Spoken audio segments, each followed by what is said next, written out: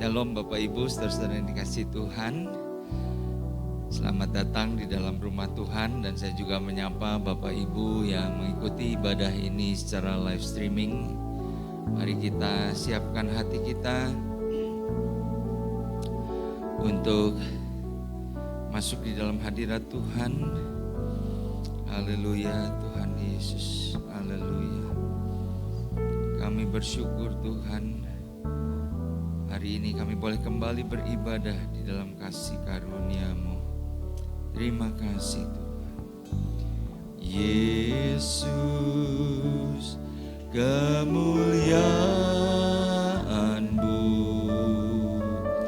pulihkan hatiku. Yesus, kemuliaan-Mu berkati hidupku. Yesus, kemuliaan-Mu pulihkan hatiku.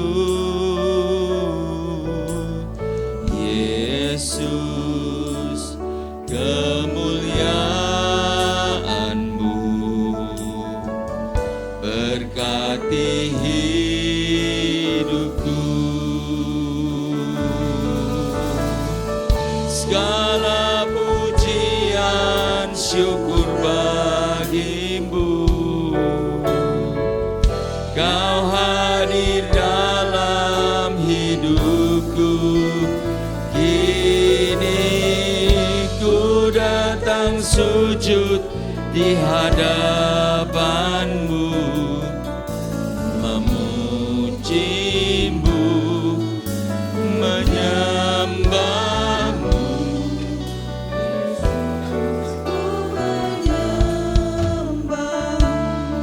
Segala pujian syukur bagi-Mu, Kau hadir dalam hidupku. Kini ku datang sujud di hadapan-Mu, memuji-Mu, menyembah-Mu. Yesus, ku menyembah-Mu. Sementara musik menaikkan pujian ini, mari kita ucapan syukur kita kepada Tuhan.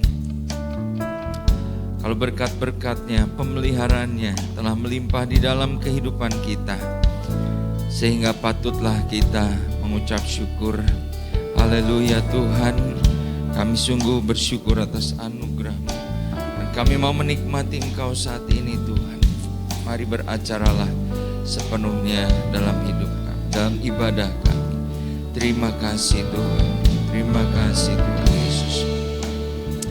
Oh Roh Kudus, mari Engkau yang beracara, lawat setiap kami, puaskan kami Tuhan, segarkan kami dengan Roh Kudus, sehingga kami boleh menjadi pribadi-pribadi yang pulang dalam keadaan dipulihkan dalam nama Tuhan Yesus. Mari Bapak Ibu, saya undang kita sama-sama bangkit berdiri. Haleluya. Segala pujian bagi-Mu Tuhan, karena Engkau senantiasa menjadi pendamping, menyertai kami, berada di dalam hidup kami. Amin Tuhan Yesus. Ku datang sujud di hadapan-Mu, memuji-Mu, menyembah-Mu. Yesus, ku menyembah-Mu.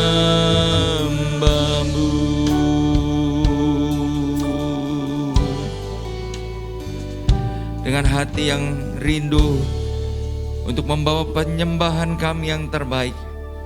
Kami membuka ibadah kami ini dengan satu pengakuan bahwa pertolongan kami datang daripada Tuhan yang menjadikan langit dan bumi dengan segala isinya dan yang di dalam kasih setianya tidak pernah meninggalkan kami, karya ciptaan tangan-Mu. Turunlah di tengah-tengah ibadah kita pada pagi hari ini, kasih dan anugerah dari Allah Bapa di dalam nama Tuhan Yesus Kristus. Hati kami limpah dengan ucapan syukur Tuhan, kalau pagi ini kami boleh kembali datang di rumah Tuhan. Kami saat ini Tuhan mau siapkan hati kami untuk memuji menyembah Engkau. Kami mau siapkan hati kami untuk mendengar apa yang menjadi pesan Tuhan dalam hidup kami. Sehingga Roh Kudus, Engkau yang akan terus memberikan tuntunan, Engkau yang mengarahkan kami semua untuk hidup sebagaimana yang Engkau kehendaki. Kami berdoa, mari Roh Kudus beracara di dalam ibadah kami dari awal sampai kepada akhirnya. Kami rindu lawatan-Mu Tuhan, menjamah kami, memuaskan kami, menyegarkan hidup kami. Terima kasih Tuhan, di dalam nama Tuhan Yesus Kristus kami berdoa. Yang siap memuji menyembah Tuhan, katakan bersama-sama, amin. Haleluya. Shalom Bapak Ibu Saudara semuanya. Puji nama Tuhan. Kalau kita boleh ada di tempat ini, baik Bapak Ibu juga saudara yang ada di rumah, biarlah tetap dalam posisi kita beribadah kepada Tuhan yang luar biasa. Mari kita naikkan pujian dengan penuh sukacita.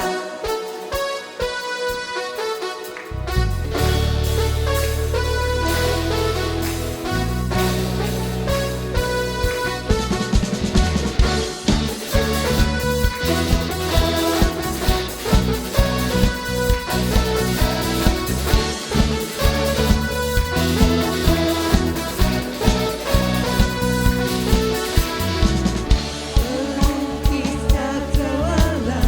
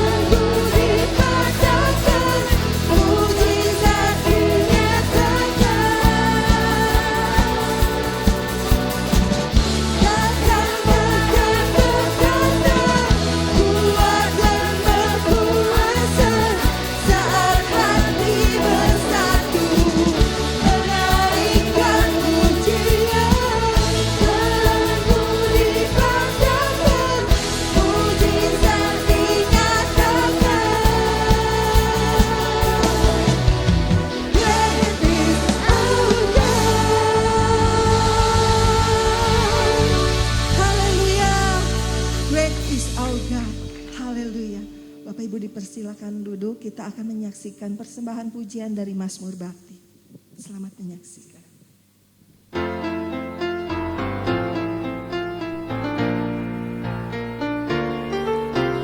He is exalted, the King is exalted on high. I will praise Him. He is exalted, forever exalted, and I will praise His name. He is the Lord, forever His truth and reign. Heaven and earth rejoice in His holy name. Exalted, the King is exalted on high.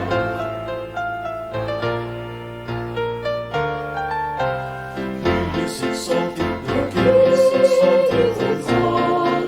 I will praise Him. He is exalted, forever exalted, and I will praise His name. He is the Lord, forever His truth and reign. Heaven and earth rejoice in His holy name. He is exalted, the King is exalted on high. He is the Lord, forever His truth shall reign. Heaven and earth rejoice in His holy name. He is exalted, the King is exalted on high. He is exalted, the King is exalted on high. On high.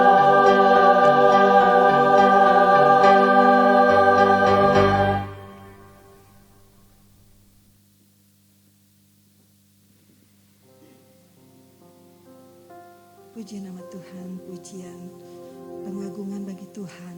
Dia layak ditinggikan, Dia layak diagungkan. Mari kita akan bangkit berdiri, kita akan mempersiapkan hati untuk menyembah kepada Dia. Kita minta kepada Roh Kudus untuk hadir melawat kita semua. Kuasanya tiada batas, dimanapun Dia bekerja. Dia sangat mengubahkan, Roh Kudus mengubahkan kehidupan kita. Haleluya.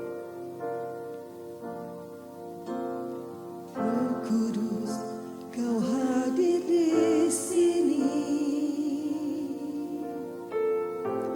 mengalir dalam pujian kami, berhembuslah, berkaryalah, Roh Kudus nyatakanlah sekarang. Roh Kudus, Kau hadir di sini.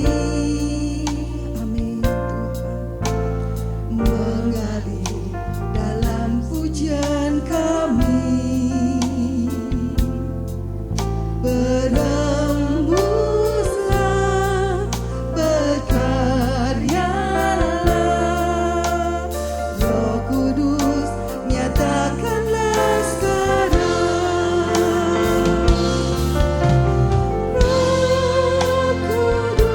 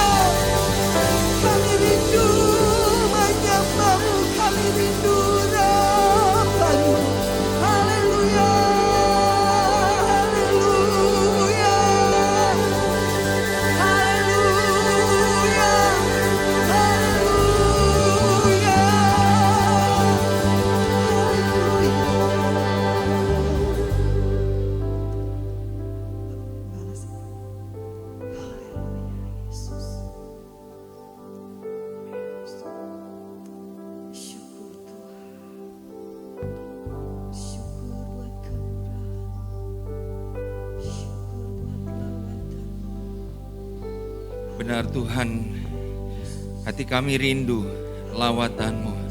Kami rindukan Tuhan, penuhi kami, urapi kami Tuhan. Karena Engkau, Roh Kudus, Engkau yang memberikan kepada kami segala kemampuan, segala potensi, karunia untuk kami boleh hidup sesuai dengan apa yang menjadi kehendak dan rencana Tuhan. Terima kasih Bapa. Saat ini kami boleh memuji-muji nama-Mu dan kami mau teduhkan hati kami untuk kami merenungkan apa yang menjadi pesan Tuhan buat kami pada pagi hari ini. Bersabdalah Tuhan, sampaikan apa yang menjadi kehendak dan isi hati-Mu buat kami semua. Terima kasih Bapa. Di dalam nama Tuhan Yesus kami berdoa dan mengucap syukur. Yang siap menerima firman Tuhan katakan bersama-sama, amin, amin. Ya, silahkan duduk. Shalom Bapak Ibu saudara yang dikasihi Tuhan. Ya.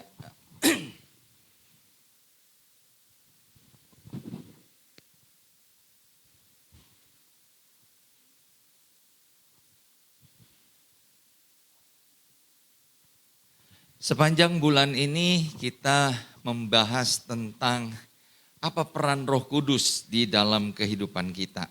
Ya, setelah hampir 2 minggu yang lalu kita mengikuti pekan doa puasa dan saya percaya bahwa Roh Kudus terus memimpin kehidupan kita. Amin. Boleh bilang kiri kanannya, kamu masih hidup dipimpin Roh Kudus? Iya ya. Yang ditanya balik tanya lagi. Kalau kamu gimana? Yeah. Nah, ya saya berharap bahwa kegairahan yang kita alami di dalam pekan doa puasa bukan hanya sekedar begitu selesai pekan doa puasa udah rasanya nggak ada lagi hubungan kita dengan Roh Kudus gitu ya. Tetapi saya rindu bahwa kita akan terus memberi hidup kita, memberi diri kita dipimpin oleh Roh Kudus. Nah, hari ini kita akan membahas tentang salah satu peran Roh Kudus, yaitu sebagai pemberi karunia-karunia di dalam hidup kita. Mendasari firman Tuhan, saya mengajak kita membuka di dalam kitab Roma pasal yang ke-12. Roma 12 ayat yang ke-3 sampai dengan ayat yang ke-8. Ya, firman Tuhan berbunyi demikian. Berdasarkan kasih karunia yang dianugerahkan kepadaku, aku berkata kepada setiap orang di antara kamu, janganlah kamu memikirkan hal-hal yang lebih tinggi daripada yang patut kamu pikirkan, tetapi hendaklah kamu berpikir rupa, sehingga kamu menguasai diri menurut ukuran iman yang dikaruniakan Allah kepada kamu masing-masing. Sebab sama seperti pada satu tubuh kita mempunyai banyak anggota, tetapi tidak semua anggota itu mempunyai tugas yang sama. Demikian juga kita, walaupun banyak adalah satu tubuh dalam Kristus, tetapi kita masing-masing adalah anggota yang seorang terhadap yang lain. Ayat yang ke-6, demikianlah kita mempunyai karunia yang berlain-lainan menurut kasih karunia yang dianugerahkan kepada kita. Jika karunia itu adalah untuk bernubuat, baiklah kita melakukannya sesuai dengan iman kita. Jikalau karunia untuk melayani, baiklah kita melayani. Jikalau karunia untuk mengajar, baiklah kita mengajar. Ayat yang ke-8, jika karunia untuk menasehati, baiklah kita menasehati. Siapa yang membagi-bagikan sesuatu, hendaklah ia melakukannya dengan hati yang ikhlas. Siapa yang memberi pimpinan, hendaklah ia melakukannya dengan rajin. Siapa yang menunjukkan kemurahan, hendaklah ia melakukannya dengan sukacita. Amin. Bapak Ibu saudara-saudara, ketika Roh Kudus dicurahkan ke atas kita, maka Roh Kudus itu tidak hanya mendiami kita, tetapi juga Roh Kudus rindu untuk mengembangkan seluruh potensi yang ada di dalam diri kita melalui karunia-karunia yang Dia curahkan. Sehingga dikatakan bahwa Roh Kudus itu memberi kepada kita karunia-karunia masing-masing menurut kasih karunia atau anugerah yang Tuhan berikan. Nah Bapak Ibu, hal ini mematahkan anggapan atau doktrin bahwa Roh Kudus itu atau karunia Roh Kudus itu sudah berhenti, ya. Nah Bapak Ibu, ada pengajaran-pengajaran yang mengatakan, oh karunia Roh Kudus itu diberikan dulu pada zaman rasul-rasul sebagai tanda, sebagai otoritas. Bahwa inilah adalah rasul-rasulnya Tuhan, nabi-nabi Tuhan. Mereka mempunyai karunia-karunia Roh Kudus itu sehingga orang bisa menyadari, oh benar ini orang yang dipilih oleh Tuhan. Tapi Bapak Ibu, pertanyaannya adalah apakah benar memang karunia-karunia roh itu sudah berhenti? Mungkinkah karunia-karunia itu akan berhenti? Nah, Alkitab berkata bahwa memang satu kali karunia-karunia roh itu akan berhenti. Tapi pertanyaannya kapan karunia itu akan berhenti? Nah Bapak Ibu, kalau kita membaca di dalam 1 Korintus 13 ayat yang ke-8 sampai 10, di situ dikatakan begini, kasih tidak berkesudahan, nubuat akan berakhir. Jadi betul ya, satu ketika karunia nubuat itu akan berakhir. Bahasa roh akan berhenti. Satu ketika kita tidak akan lagi berbahasa roh. Pengetahuan akan lenyap. Karena apa? Karena pengetahuan kita katanya tidak lengkap. Nubuat kita tidak sempurna. Ya, bahasa roh kita mungkin kosakatanya tidak selengkap, tidak sebanyak kalau kita mungkin sudah berada di dalam kerajaan surga. Tapi kapan itu terjadi? Dikatakan bahwa nubuat, bahasa roh, pengetahuan akan berhenti ketika yang sempurna itu tiba. Jika yang sempurna itu tiba, maka yang tidak sempurna, termasuk di dalamnya nubuatan, termasuk di dalamnya bahasa roh, pengetahuan, semua itu akan lenyap. Nah, kapan yang sempurna itu datang? Kapan yang sempurna itu tiba? Tentu yang dimaksud di sini adalah ketika Tuhan Yesus datang yang kedua kalinya. Ketika dia menjadi raja di atas segala raja. Ketika dia mengangkat kita di dalam kemuliaannya. Disitulah kita tidak perlu lagi bernubuat. Amin. Ya, di surga ngapain kita menyampaikan nubuatan? Ngapain kita atau ada karunia bahasa roh? Karena mungkin semua kita berkata-kata di dalam bahasa roh gitu ya. Ketika kita berada di dalam kerajaan surga. Pengetahuan nggak perlu lagi. Apa yang kita ingin ketahui kita bisa langsung tanya kepada Bapa di surga. Nah Bapak Ibu, jadi karunia-karunia masih diberikan buat kita. Selama Roh Kudus masih dicurahkan, bekerja di atas muka bumi ini, dia siap untuk memberikan karunia-karunia buat kita. Amin. Ya. Mau Bapak Ibu terima karunia-karunia daripada Roh Kudus? Nah Bapak Ibu, ini yang perlu kita pahami. Bahwa Tuhan melalui Roh Kudusnya mencurahkan Roh Kudus supaya kita menerima karunia-karunia. Bagaimana kita menyikapi karunia-karunia yang dicurahkan, yang diberikan kepada kita? 1 Petrus 4 ayat 10 mengatakan, layanilah seorang akan yang lain sesuai dengan karunia yang telah diperoleh tiap-tiap orang sebagai pengurus yang baik dari kasih karunia Allah. Bapak Ibu, kita lihat di sini bahwa karunia itu telah diperoleh tiap-tiap orang. Atau dalam terjemahan lain dikatakan masing-masing kita itu telah menerima karunia daripada Roh Kudus. Dari ayat ini kita dapat mengambil kesimpulan bahwa karunia-karunia Roh Kudus itu diberikan bukan untuk sebagian orang. Bukan eksklusif untuk orang-orang tertentu.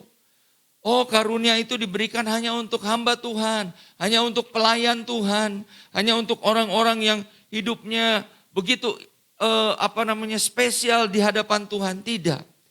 Karena apa? Ayat ini mengatakan bahwa karunia-karunia itu akan diperoleh setiap orang. Dan Bapak Ibu, dengan demikian setiap kita, setiap jemaat Tuhan, setiap orang-orang percaya yang rindu untuk hidupnya bisa dipakai menjadi berkat buat orang lain, yang rindu hidupnya bisa dipakai untuk menguatkan orang lain, Tuhan katakan, aku sudah sediakan karunia itu buat kamu. Amin. Bapak Ibu, berbicara soal karunia-karunia di dalam Roma 12 ayat yang ke-4 sampai 8 tadi, dikatakan karunia-karunia itu bisa karunia untuk melayani. Melayani di sini dalam bahasa aslinya bukan bicara tentang menjadi worship leader, menjadi pemain musik, ya, tetapi yang dimaksud dengan kata melayani di sini adalah kita mengerjakan sesuatu yang seperti pembantu, ya. Ketika kita bekerja, melakukan sesuatu yang kelihatannya remeh, kelihatannya sederhana. Tetapi Tuhan bilang ada orang-orang yang menerima karunia seperti itu, sehingga melalui pelayanannya, melalui kesetiaannya, dia menjadi berkat. Dulu di Gereja Islamasi Lengkong Besar ada seorang ibu, ya, yang setiap hari Minggu itu dia datang pagi-pagi, ya. Dulu di sana tuh ibadahnya jam 6, ya, sebelum Covid. Dan ibu ini, Bapak Ibu, walaupun sudah cukup lanjut usia, setiap minggu dia bawakan, dia siapkan, dia merangkai sendiri bunga untuk ditaruh di atas mimbar, ya. Jadi mimbarnya waktu itu masih seperti yang mimbar kita di bawah, panjang, besar gitu ya, dan disediakan bunga, vas bunga gitu ya, dengan rangkaian bunga. Setiap minggu dia lakukan itu sampai akhir hayatnya. Dan jemaat-jemaat yang mengenal beliau, ya, dari Gereja Islamasi Lengkong Besar bersaksi betapa ibu ini begitu setia mengerjakan hal tersebut. Nah, Bapak Ibu, ada karunia seperti itu. Ada karunia juga untuk apa? Untuk menasehati katanya, untuk mengajar. Bapak Ibu, tentu kita semua bisa memberi nasihat, betul enggak? Ya, bisa ngajar. Tapi kalau orang menerima karunia untuk menasehati, itu beda cara dia menasehati. Orang bilang nasihatnya tuh cespleng gitu ya. Artinya apa? Yang dia sampaikan itu benar-benar ngena. Oh iya ya, saya teh harusnya begini. Walaupun mungkin dia bukan seorang hamba Tuhan. Bukan seorang yang punya intelektual yang tinggi. Bukan orang yang lulusan S2, S3. Mungkin dia orang yang sederhana. Tapi perkataannya atau nasihatnya itu ketika disampaikan benar-benar memberikan satu jawaban, ya, memberikan satu solusi bagi pergumulan orang yang sedang diajak bicara. Nah, Bapak Ibu, ini menjadi satu pemahaman buat kita bahwa kenapa Tuhan bilang tadi setiap kita itu memperoleh karunia-karunia rohani. Nah, jangan sampai kita kemudian membiarkan karunia itu atau mengubur karunia itu di dalam kehidupan kita. Nah, Bapak Ibu, ada orang-orang lain memang menerima karunia-karunia yang lebih spektakuler, ya. Misalnya karunia kesembuhan, karunia bernubuat, ya, karunia iman dan lain sebagainya. Tetapi Bapak Ibu, dalam 1 Korintus 12 ayat yang ke-4 sampai ke-6 dikatakan begini. Ada rupa-rupa karunia tapi satu roh. Dan ada rupa-rupa pelayanan tetapi satu Tuhan. Dan ada berbagai-bagai perbuatan ajaib. Tetapi Allah adalah satu yang mengerjakan semuanya dalam semua orang. Jadi Bapak Ibu, entahkah orang itu menerima karunia-karunia yang spektakuler, karunia nubuat, karunia berbahasa roh, karunia menafsirkan bahasa roh, karunia membedakan roh. Atau juga orang-orang yang menerima karunia-karunia yang mungkin sederhana. Karunia melayani, karunia mengajar, karunia menasehati. Semua itu katanya berasal dari satu roh, satu Tuhan, dan satu Allah Bapa. Nah dengan demikian Paulus ingin mengingatkan seperti ini. Kalau kita menerima karunia-karunia roh yang lebih spektakuler, tidak seharusnya kita menjadi lebih sombong, merasa lebih rohani daripada orang-orang yang lain. Dan orang-orang atau saudara-saudara yang menerima karunia-karunia seperti mengajar, seperti melayani, seperti membagi-bagi, ya, menunjukkan kemurahan, tidak perlu menjadi minder, ya, atau merasa iri. Kok kenapa ya Tuhan saya nggak dikasih karunia seperti itu? Bapak Ibu, firman Tuhan mengatakan dalam 1 Korintus 12 ayat 11 ini, semua itu dikerjakan oleh roh yang satu, ya, dan yang sama, yang memberikan karunia kepada tiap-tiap orang itu secara khusus seperti yang dikehendakinya. Bapak Ibu, saya katakan tadi bahwa Tuhan ingin mengembangkan, memaksimalkan semua potensi yang ada di dalam kehidupan kita. Dan Dia tahu apa yang terbaik, apa yang tepat untuk kita memaksimalkan potensi kita. Ya. Oleh karena itu Dia mencurahkan Roh Kudus-Nya. Dia memberikan karunia-karunia roh itu seperti yang Dia kehendaki. Karena Dia tahu bahwa ini yang terbaik. Ya. Apakah atau menurut saya tidak ada artinya kalau kita misalnya punya karunia membedakan roh, ya. Oh, saya tahu nih di tempat ini ada roh ini, ya. Oh, di tempat ini ada makhluk ini dan lain sebagainya. Tapi itu tidak kita pakai untuk melayani orang-orang, ya, untuk menjadi berkat buat sesama. Saya kira nggak ada gunanya, betul nggak? Kita cuma tahu, kita cuma punya sixth sense gitu ya, indera keenam.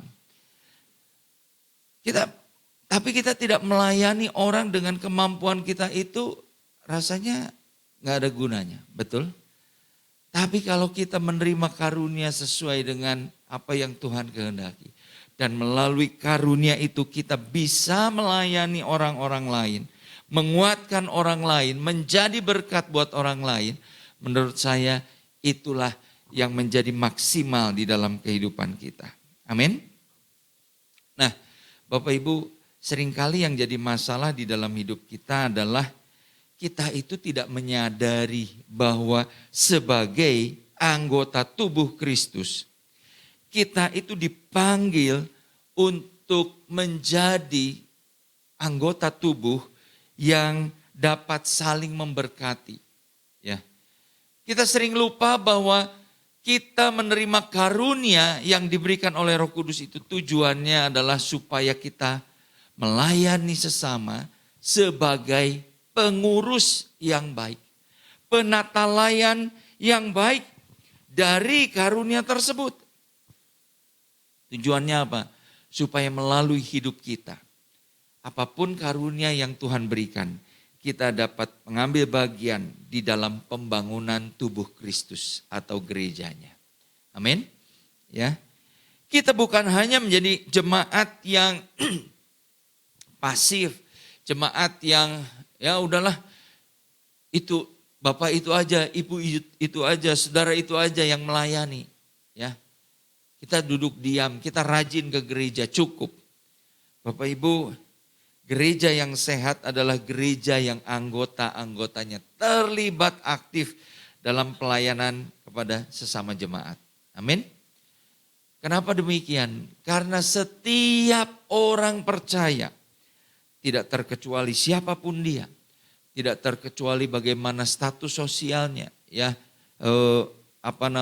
tingkat pendidikannya dan sebagainya. Semua pasti punya karunia yang Tuhan berikan kepadanya sehingga dia dapat pakai untuk melayani sesama. Minggu yang lalu kita mendengar kesaksian dari hamba Tuhan Bapak Eko, di mana ada seorang ibu yang lumpuh setengah badan, ya, sehingga hari-harinya dia habiskan hanya di kamar tidurnya saja. Tetapi ibu ini tahu bahwa Tuhan memberikan kepada dia karunia sebagai pendoa syafaat, sehingga ya saya tidak tahu apakah setiap hari atau tidak, dia sering kali menerima orang-orang datang ke rumahnya, ke kamarnya. Meskipun dia terbaring, tapi bukan dia yang minta didoakan, tapi dia yang mendoakan orang-orang tersebut. Kadang-kadang hamba Tuhan seperti yang kemarin disaksikan. Hamba Tuhan itu datang bukan untuk mendoakan si ibu, tetapi untuk didoakan oleh si ibu. Dan salah satu kesaksiannya bilang bahwa ketika dia mendoakan sepasang suami istri yang hampir bercerai, tetapi doanya ternyata bisa memulihkan pasangan tersebut sehingga mereka tetap rukun dan kembali rujuk. Bukankah ini suatu yang luar biasa? Amin. Ya. Kalau seseorang menerima karunia Roh Kudus dan kemudian dia menghidupinya, memaksimalkannya, maka Bapak Ibu saya percaya kehidupan kita, gereja kita menjadi sesuatu yang luar biasa. Karena apa? Setiap orang mengambil bagian untuk saling menguatkan, saling mendorong, dan saling melayani sesama. Nah Bapak Ibu, beberapa waktu yang lalu ada viral sebuah video yang menggambarkan bahwa di masa depan, ya, masa depan itu mungkin belum tentu 50 tahun, 100 tahun, mungkin 5 tahun atau 10 tahun mendatang, ya. Bahwa dikatakan di masa depan teknologi itu akan memungkinkan manusia menjadi transhuman atau posthuman, ya. Di video itu dikisahkan ada seorang gadis muda yang dia menanam atau mengimplan, ya, berbagai chip di dalam tubuhnya, di jarinya, mungkin di matanya, di mana lagi lah nggak tahu ya. Tapi Bapak Ibu, gadis ini ketika dia menerima telepon dia tidak ambil handphone seperti halo gitu ya.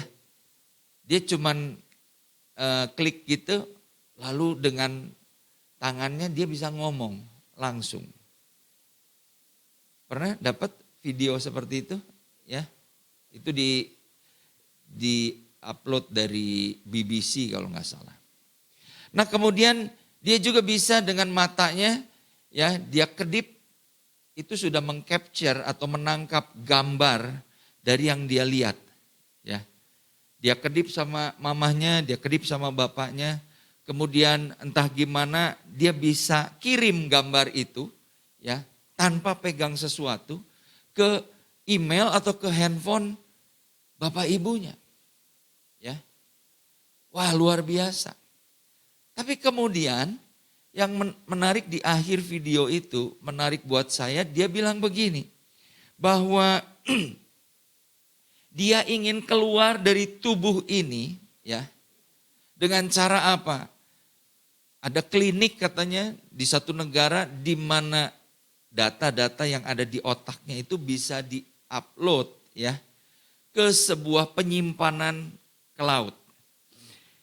Ya, mungkin Bapak Ibu belum ngerti apa itu penyimpanan cloud, tetapi maksudnya tempat penyimpanan yang ada di dunia maya. Jadi semua yang memori, semua pengetahuan apapun yang ada di otaknya itu bisa diunggah, diupload di situ. Dan kemudian dia bisa bebas. Orang tuanya tanya, lalu tubuhmu gimana?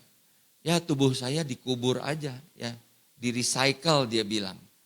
Karena dengan tubuh ini mengganggu saya atau membatasi saya. Dan Bapak Ibu, saya mau katakan bahwa ada banyak film yang sudah berusaha untuk menggambarkan kehidupan transhuman ini. Ya. Nah, kalimat selanjutnya yang menarik buat saya adalah begini.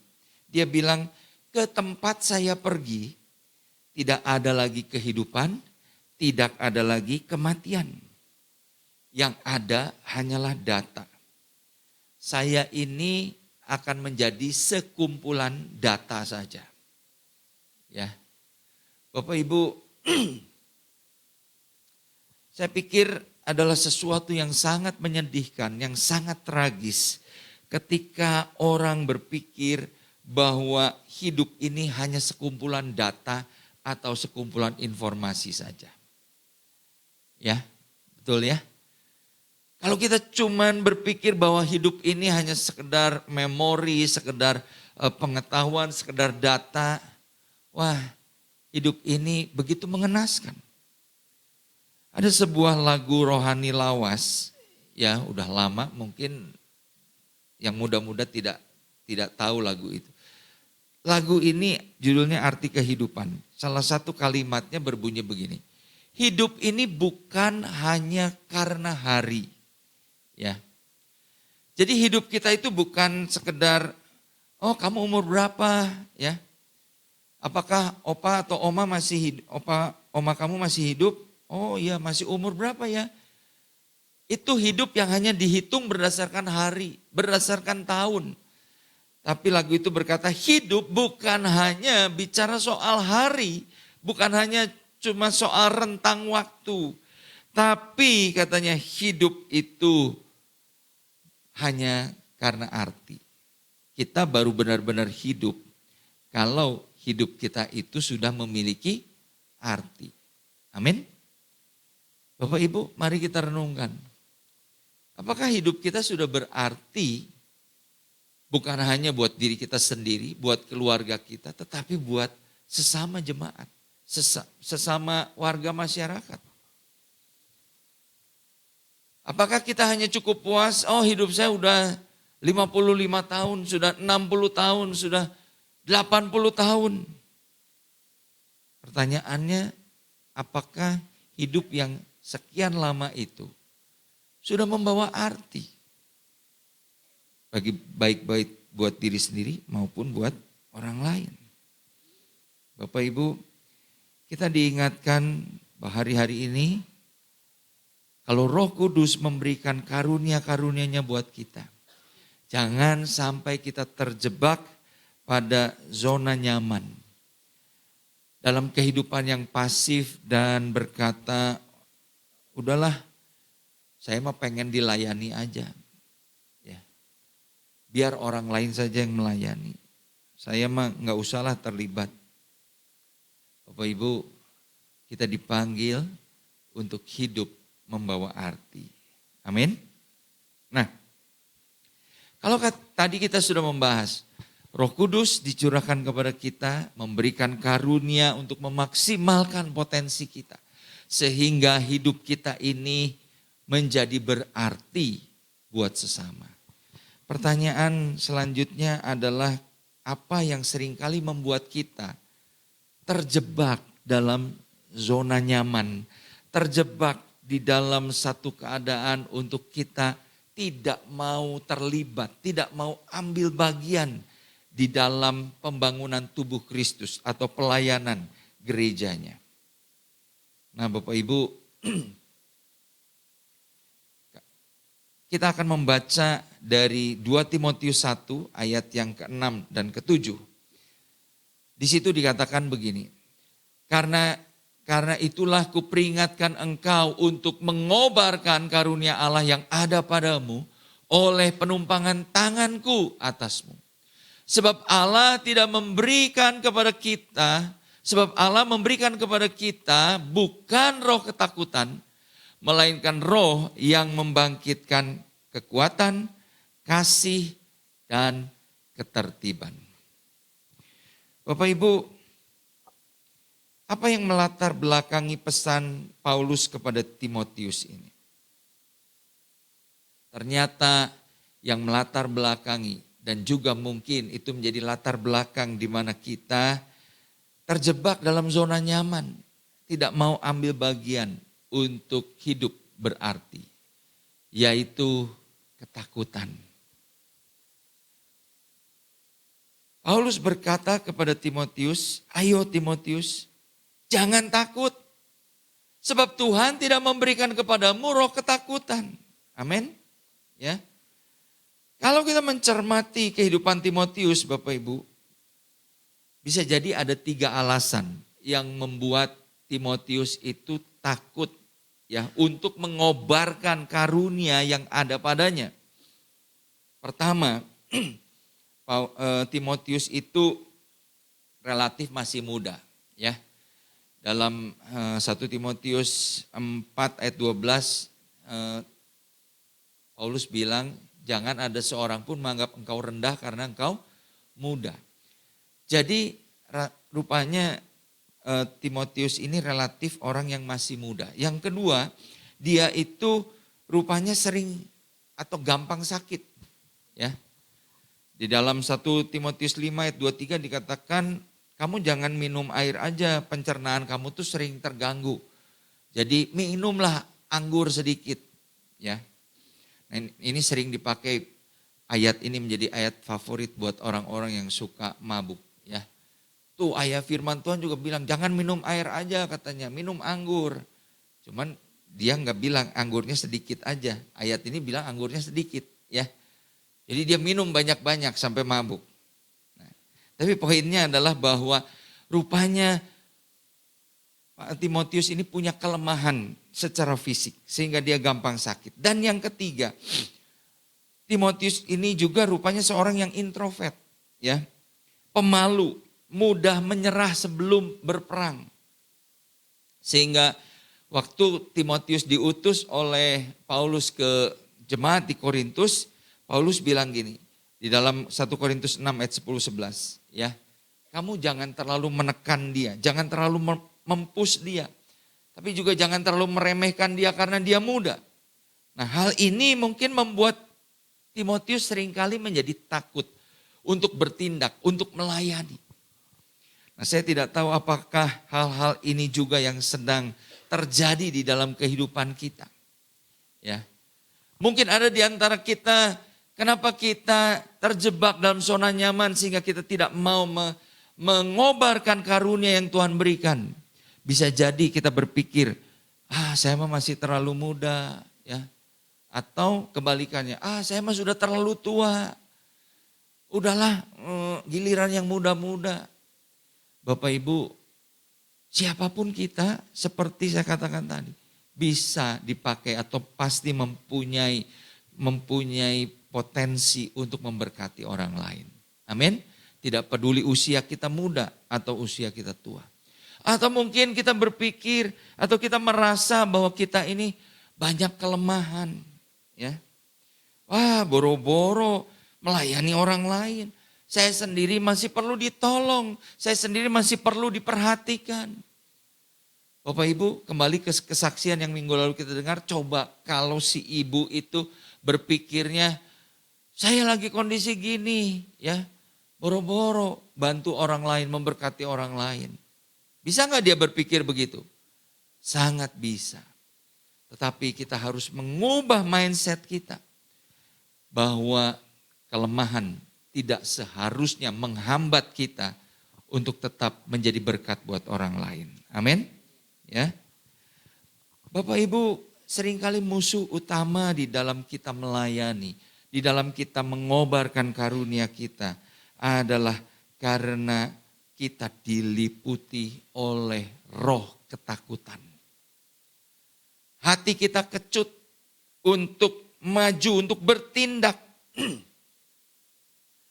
Dan saya mau katakan ketakutan seringkali mengkerdilkan ya potensi yang ada di dalam diri kita. Kita pikir udahlah saya di zona nyaman saya. Kita tenang ada di sini. Ya nggak ada masalah, nggak ada kecaman, nggak ada nyinyiran daripada orang-orang. Tapi Bapak Ibu saya katakan bahwa selama kita berada di dalam zona nyaman kita tidak akan pernah melihat perkara-perkara yang lebih besar yang Tuhan sebenarnya sediakan buat kita. Amin. Di dalam Matius pasal yang ke-25 ayat yang ke-24 sampai 25, di situ kisah atau kisah perumpamaan tentang talenta. Ada 3 hamba yang mendapatkan 3 jenis talenta. Yang 1 5 talenta, yang kedua 2 talenta, yang ketiga 1 talenta. Yang pertama hamba yang pertama dan kedua mengusahakan meniagakan talenta itu sehingga menjadi 2 kali lipatnya. Yang 1 hamba ketiga menguburnya. Apa yang dikatakan kepada hamba yang ke-1 dan kedua? Tuhan itu berkata, baik sekali perbuatanmu, hai hambaku yang baik dan setia. Engkau telah setia di dalam perkara-perkara kecil, maka engkau akan menerima tanggung jawab di dalam perkara-perkara yang lebih besar. Bapak Ibu mau mengalami perkara-perkara yang lebih besar di dalam kehidupan kita? Amin. Ya. Belajar dulu untuk setia di dalam perkara yang kecil. Belajar dulu untuk mengobarkan karunia kita seberapapun kita bisa lakukan. Jangan biarkan ketakutan membelenggu kehidupan kita. Bapak Ibu saudara-saudara yang dikasih Tuhan, inilah yang Tuhan berikan buat kita. Roh Kudus dicurahkan. Supaya apa? Supaya kita juga menerima karunia-karunia. Sehingga kita bisa menjadi berkat buat sesama. Hidup ini terlalu berharga untuk disia-siakan. Bapak Ibu, mari saat ini. Kalau Roh Kudus mencurahkan karunia-Nya kepada kita. Tugas kita sebagai pengurus penata layan yang baik. Mari kita kobarkan karunia itu selagi masih ada kesempatan. Amin. Mari kita nyanyikan pujian ini.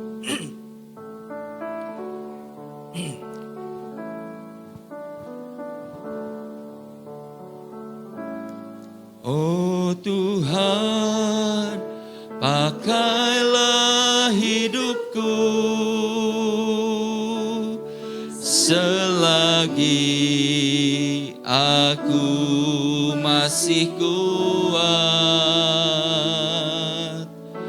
Bila saatnya nanti ku tak berdaya lagi, hidup ini sudah jadi berkat. Saya undang kita sama-sama bangkit berdiri. Oh Tuhan, pakailah hidupku selagi aku masih kuat. Bila saatnya nanti ku tak berdaya lagi, hidup ini sudah jadi berkat. Hidup ini adalah kesempatan. Ini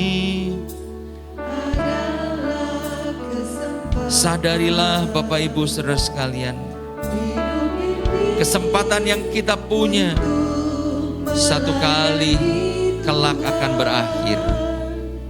Apa yang sudah kita lakukan untuk mengisi hidup ini? Apakah kita sia-siakan? Apakah kita menjadi orang yang egois?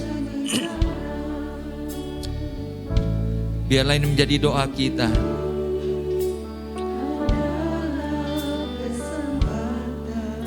Tuhan, sadarkan kami Hidup yang kami miliki ada batasnya. Waktu yang kami punya sungguh merupakan kesempatan yang tidak seharusnya kami sia-siakan. Kami mau Tuhan menjadi berkat. Oh Tuhan, pakailah hidupku selagi aku masih kuat.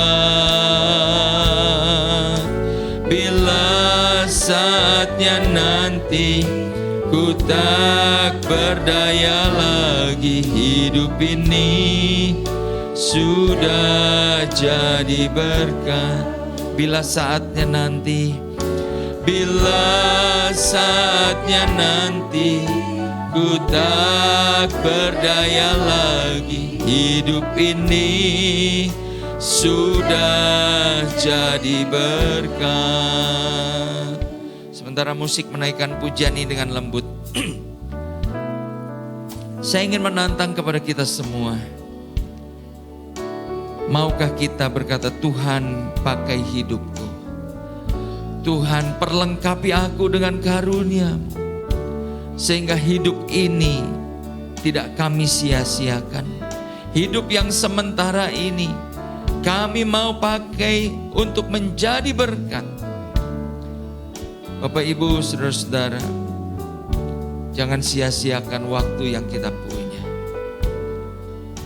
Mari berikan diri kita, komitmenkan hidup kita, mengobarkan karunia yang Tuhan sudah berikan. Sehingga ketika kita pulang nanti ke rumah Bapa, kita dapat berkata, kita bersyukur, dan Tuhan menyambut kita dan berkata, sabaslah hambaku yang baik dan setia. Engkau sudah setia di dalam perkara yang kecil. Engkau sudah setia mempergunakan setiap karunia yang aku sudah berikan. Ini saatnya engkau menikmati kemuliaan bersama dengan Bapa. Bapak Ibu, mari saat ini kita yang rindu untuk mempersembahkan hidup kita, melayani, menjadi berkat sesuai dengan talenta dan karunia yang kau sudah terima. Kalau engkau belum tahu talenta apa, karunia apa, minta kepada Tuhan supaya Tuhan mengungkapkan, menyingkapkan, supaya hidupmu boleh menjadi berkat. Haleluya. Bapak Ibu yang mau hidupnya boleh menjadi berkat, boleh mengangkat tanganmu dan katakan pujian ini. Oh Tuhan, pakailah hidupku selagi aku masih kuat. Engkau melihat Tuhan setiap tangan-tangan yang terangkat, hati yang berkomitmen Tuhan untuk mengobarkan karunia yang telah Engkau berikan, supaya hidup kami tidak sia-sia. Oh Tuhan, hamba berdoa, Roh Kudus terus bekerja di dalam hati kami. Roh Kudus singkapkan, Roh Kudus tambahkan karunia-karunia di dalam hidup kami, sehingga kami boleh menjadi Tuhan bagian dari anggota tubuh Kristus yang saling melengkapi, saling melayani, sehingga kami boleh menjadi berkat. Terima kasih Tuhan, terima kasih. Hamba-Mu sudah berhenti berbicara, tapi biarlah Roh Kudus terus bekerja di dalam hati kami, mengingatkan kami Tuhan, kami dipanggil untuk menjadi berkat. Di dalam nama Tuhan Yesus kami berdoa dan mengucap syukur. Amin. Silakan duduk. Saya serahkan kepada dia.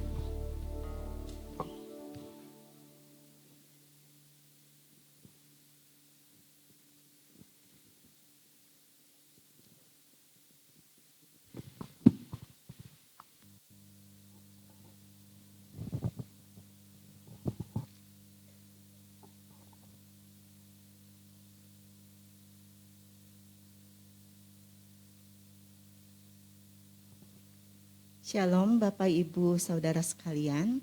Sebelum kita mengakhiri ibadah ini ada beberapa pengumuman yang perlu menjadi perhatian kita bersama. Pertama-tama kami mengucapkan terima kasih untuk pelayanan Pendeta Elias Setiawan dalam ibadah hari ini. Tuhan kiranya memberkati pelayanan Bapak dan keluarga. Selanjutnya, ibadah minggu depan kembali akan dilaksanakan secara tatap muka langsung. Yang pertama pukul 7 pagi, yang kedua pukul 9.30. Kami mengingatkan kepada setiap jemaat untuk mendaftar lebih dahulu ke sekretariat gereja untuk ibadah 1 dan yang kedua. Bagi jemaat yang belum dapat mengikuti ibadah secara langsung di gereja, jemaat dapat mengikuti ibadah live streaming melalui YouTube channel GIA Maleer yang dimulai sejak pukul 7 pagi setiap minggunya. Atau sidang jemaat juga dapat mengikuti siaran rekaman ibadah melalui radio Maestro 92,5 FM setiap hari Minggu pukul 12.15. Kedua, ibadah-ibadah minggu depan akan disertai dengan sakramen perjamuan kudus. Dan yang akan melayani perjamuan kudus dalam ibadah ke-1, kedua, dan yang ketiga dapat dilihat di layar LCD. Bagi jemaat yang akan mengikuti sakramen di rumah masing-masing dapat menggunakan roti dan air teh, atau bagi yang membutuhkan hosti dan anggur dapat meminta melalui sekretariat gereja di nomor WA yang tercantum di layar LCD. Ketiga, kami juga mengundang sidang jemaat untuk mengikuti ibadah doa fajar secara online melalui aplikasi Zoom. Diadakan setiap hari Sabtu mulai pukul 5.30 sampai dengan 6.30. Bagi Bapak Ibu yang akan mengikutinya dapat menghubungi sekretariat untuk mendapatkan Zoom meeting ID dan passwordnya. Keempat, kami mengundang sidang jemaat yang terbeban bagi pelayanan misi dan penjangkauan jiwa untuk hadir dalam persekutuan doa misi yang diadakan setiap hari Kamis pukul 18.30 sampai 19. Sidang jemaat dapat meminta link Zoom-nya ke WA Sekretariat Gereja.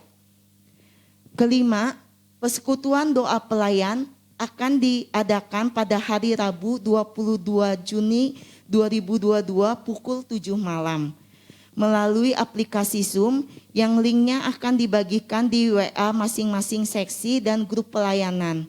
Kami mengundang seluruh pelayan mulai dari majelis, pengurus, pop leader, pelayan ibadah untuk hadir dalam persekutuan doa pelayan ini. PD pelayan bulan ini akan dilayani oleh PDM Samuel Marbun yang akan membawakan tema tentang Holy Spirit Power. Keenam, kami juga mengundang seluruh jemaat kaum wanita untuk menghadiri ibadah kaum wanita secara online via Zoom yang akan membawakan tema tentang Jangan Ada Kepahitan. Ibadah ini diadakan pada hari Kamis 23 Juni 2022 pukul 16 dengan pembicara PDM Dwi Kurniawan. Zoom meeting ID beserta passwordnya bisa dilihat di layar LCD. Mari jangan lewatkan kesempatan ini. Ketujuh, telah berpulang ke rumah Bapa di surga, Ibu Maria Francisca, mamah dari PDM Dwi, di usia yang ke-74 tahun. Beliau telah dimakamkan pada hari Rabu 15 Juni 2022 di Sukorojo, Jawa Tengah. Kami atas nama Gembala, Majelis, serta seluruh jemaat GIA Maleer turut berbelasungkawa atas kepergiannya. Kiranya keluarga yang kehilangan senantiasa dikuatkan di dalam Tuhan. Amin. Selanjutnya, bagi Bapak Ibu Saudara yang telah menerima amplop persembahan, dapat mengisi dan memasukkannya ke dalam kotak persembahan di pintu keluar setelah ibadah ini selesai. Atau Bapak Ibu Saudara juga dapat memberikan persembahan dengan cara transfer ke rekening Gereja Isa Al-Masih di Bank Sentral Asia dengan nomor dan nama yang tertera di layar LCD atau melalui dompet digital seperti BCA Mobile, OVO, GoPay, ShopeePay, Dana, dan sebagainya. Caranya, Bapak Ibu Saudara dapat men-scan QR Code yang tercantum di layar dan masukkan nominal persembahannya. Akhirnya, nanti setelah selesai ibadah, Bapak Ibu Saudara dapat keluar ruangan dengan tertib. Dimohon dengan sangat agar jemaat tetap memakai masker, menjaga jarak dan tidak berjabat tangan atau bersentuhan dengan asar maupun sesama jemaat. Jemaat dihimbau untuk segera pulang dan tidak berkerumun sesuai dengan anjuran pemerintah. Demikian pengumuman hari ini, nanti Bapak Gembala yang akan menutup dalam doa.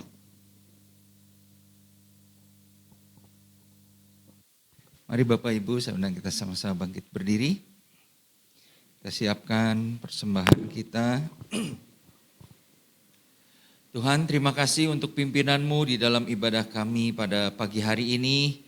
Kami bersyukur buat kebenaran firman yang boleh kami terima, dan biarlah firman itu boleh terus bertumbuh di dalam kehidupan kami, terus mendorong kami menghidupi, menjalani hidup ini seperti yang Tuhan kehendaki. Terima kasih Bapa. Saat ini Tuhan, kami juga berdoa untuk bangsa dan negara kami di tengah-tengah kondisi di mana saat ini Tuhan penyebaran virus COVID kembali meningkat. Tapi kami berdoa Tuhan, mohon belas kasihan-Mu supaya penyebaran COVID yang hari-hari ini melonjak tidak menjadi gelombang yang baru Tuhan dari virus COVID ini. Meskipun ada varian-varian yang baru, tapi kami percaya Tuhan sanggup untuk melumpuhkan segala pekerjaan dari virus-virus ini Tuhan. Segala penyebarannya Tuhan dapat dihentikan karena Tuhan yang berdaulat atas segala sesuatu di atas kehidupan bangsa dan negara kami. Berkati aparat pemerintah, baik Satgas COVID dan lain sebagainya dalam mengendalikan penyebaran virus ini Tuhan. Terima kasih Bapa di surga. Hamba-Mu juga saat ini menyerahkan kehidupan setiap jemaat-Mu Tuhan di dalam pekerjaan dan usaha mereka. Kiranya Tuhan yang akan melimpahkan berkat atas segala yang mereka lakukan. Bagi anak-anak mereka, bagi keluarga mereka, biarlah perlindungan dan penyertaan Tuhan senantiasa menjadi bagian setiap sidang jemaat-Mu. Saat ini Tuhan, mari Bapak Ibu kita mau angkat amplop persembahan kita. Kami juga bersyukur untuk berkat pemeliharaan yang Tuhan sediakan buat kami sepanjang minggu yang telah kami lewati. Dan kalau saat ini kami boleh membawa persembahan kami membawanya dengan ucapan syukur. Meskipun Tuhan dibandingkan dengan segala berkat Tuhan, persembahan ini tidak seberapa. Tetapi kami percaya Tuhan, melalui apa yang dapat kami berikan, kami boleh Tuhan mengambil bagian di dalam pekerjaan Tuhan, di dalam pelayanan tubuh Kristus. Dan hamba percaya setiap persembahan yang diberikan ini Tuhan akan membalasnya dengan berkat yang berlimpah. Terima kasih Bapa di surga. Pada akhirnya kalau sebentar kami akan pulang kembali ke rumah masing-masing, kiranya Tuhan yang mimpin menyertai kami, tiba di rumah dengan tidak kurang suatu apapun. Pertemukan kami pada minggu yang akan datang, di mana kami boleh bersama-sama beribadah dan merayakan kebaikan Tuhan dalam hidup kami. Dalam nama Tuhan Yesus kami berdoa. Mari Bapak Ibu kita angkat kedua tangan kita, arahkan hati kita kepada Tuhan. Tuhan memberkati engkau dan melindungi engkau. Tuhan menyinari engkau dengan wajah-Nya dan memberi engkau kasih karunia. Tuhan menghadapkan wajah-Nya kepadamu dan memberi engkau damai sejahtera. Demikianlah kasih sayang dari Allah Bapa kita, anugerah yang sempurna dari Tuhan Yesus Kristus, serta persekutuan bersama Allah Roh Kudus menyertai kita sekalian mulai saat ini sampai Maranatha, Tuhan Yesus datang yang kedua kalinya. Sama-sama kita katakan amin.